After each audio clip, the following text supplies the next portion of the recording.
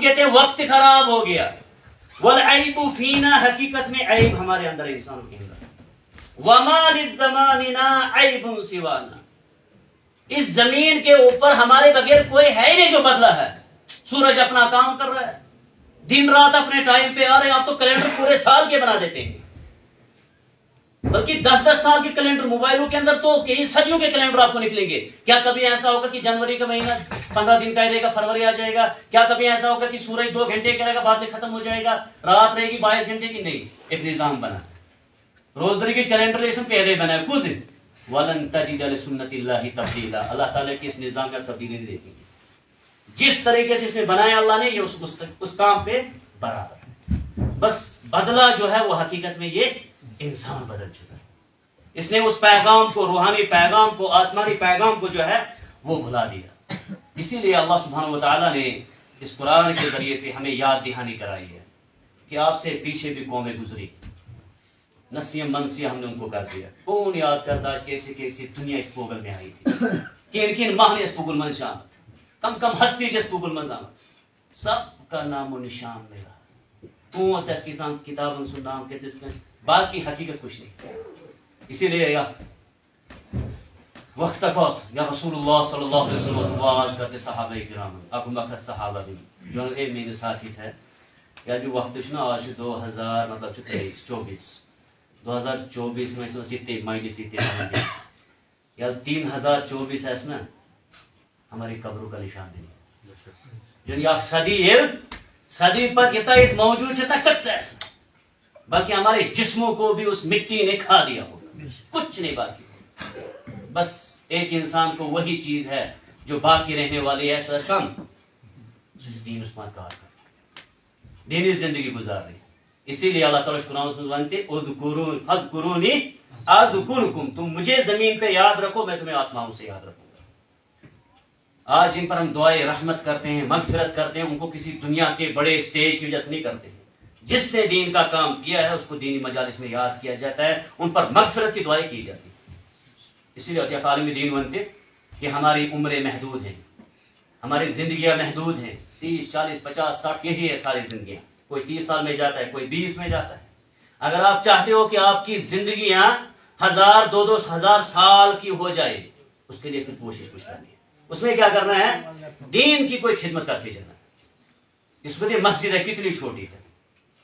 اس مسجد کی توسیع کرنے کے لیے اگر کوئی جماعت کھڑی ہوگی جوانوں کی، بزرگوں کی، بڑپا تیار کے تاریخی مسجد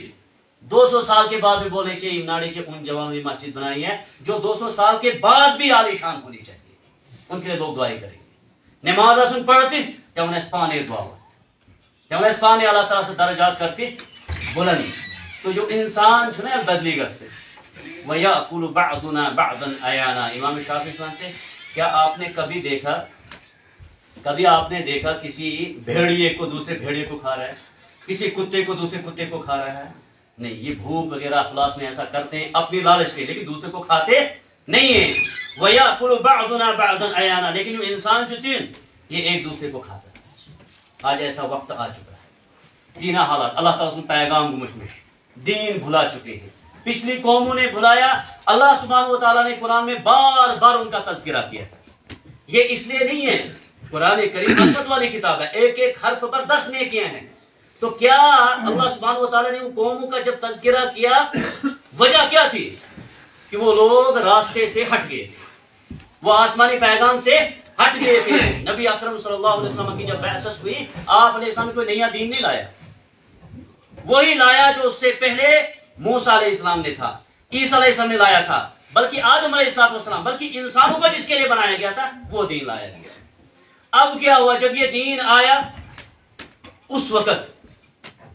جو سب سے زیادہ ایک قوم متحرک تھی اس حوالے سے کہ نبی کی بعثت ہونے والی ہے، کتابوں میں موجود ہے، وہ تھی قوم یہود. ان کو معلوم تھا نبی کا زمانہ آ چکا ہے، وقت ہے، رسول اللہ کی بعثت ہونے والی ہے. لیکن ان کی کتابوں کے مطابق یہ تھا کہ وہ ہم میں سے آئے گا، وہ محمد صلی اللہ علیہ وسلم ہم میں سے آئے گا. میں نے آیت پڑھے ان الدین عند اللہ الاسلام ومن یبتغ غیر الاسلام دینا فلن یقبل منہ وهو فی الآخرۃ من الخاسرین. دیکھیں ان آیت کے ذریعے سے ہمیں کیا پیغام ہے. جمعہ دوسنا ریت سامنے کرامس اصل بات یہ بڑی ذمہ داری ہر جمعہ دوس ونتی آج میں کت ہیچ تو کت میں زندگی میں تبدیلی سکی بدلاؤ کوتا میں میسیج میں تک کت نہ اتش خطیب اس کی کافی یا ضروری ہدایت آستے کہ سکر محنت پورا ہفتے ایک مسلمان ہفتے ایک نوجوان وہ دنیا کے ساتھ ہے ہفتے میں آدھا یا پونا گھنٹہ وہ اس مولوی صاحب کے ساتھ ہے اس کو کتنی محنت کرنے کی ضرورت ہے کتنے چیلنج اور کتنے شر اور کتنے فساد باہر ہیں کتنی برائیاں ہیں ان تمام کے مداوع کے لیے یہ پونا گھنٹہ بہت ضروری ہے لہذا ہنو وال تو ساس کت آج کت می ناوی تک میسیج کت ہیچ تم اور یہ ون وال کت میسیج آن پہلے آسم آستے پہلے ما شر آستے مطلب اگر اس گھرس میں ٹی وی تیل بے حیائی وہ ٹی وی حالانکہ اتنے شر والی نہیں تھی جتنی آج کے دور میں ترتی آپ ٹی وی گاؤں من یا بلکہ پورے پوگل میں ایسی آپ ٹی وی آستے وہاں تک ٹی وی مطلب اس کو کہیں اچھے دیندار سمجھدار کہتے تھے ٹھیک کام نہیں کیا اس سے اس میں کچھ